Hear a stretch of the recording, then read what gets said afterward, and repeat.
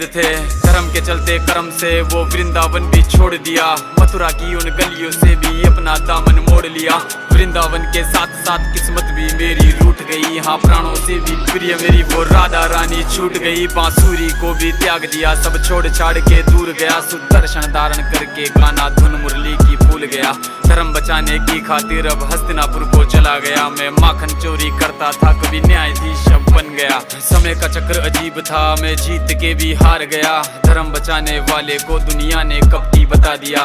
तरह तरह के श्राप मिले, अश्रु की बूंदे सूख गई। माँ गांधारी के श्राप से मेरी द्वारिका नगरी डूब गई। मेरी बांसुरी भी छूट गई, मेरी द्वारिका भी डूब गई। मैंने क्या ही पाया जीवन से जब प्रेमिका ही दूर गई। विश्राम करने लेटा था मैं, तीर पैर में आ लगी। तुम जीते जिंदगी चैन से, मुझे मौत चैन की ना मिली। मानव के इस रूप में मैंने जाने क्या क्या देखा। मेरे वंश का पतन देखा, बर्बरीक का मस्त। આગળનું મનુષ્ય જીવન આપણને લગભગ 220 કળયુગ પછી મળશે અને એટલે જ અત્યારે જે આપણે જીવી રહ્યા છીએ એ એક જીવનનો અમૂલ્ય અવસર છે।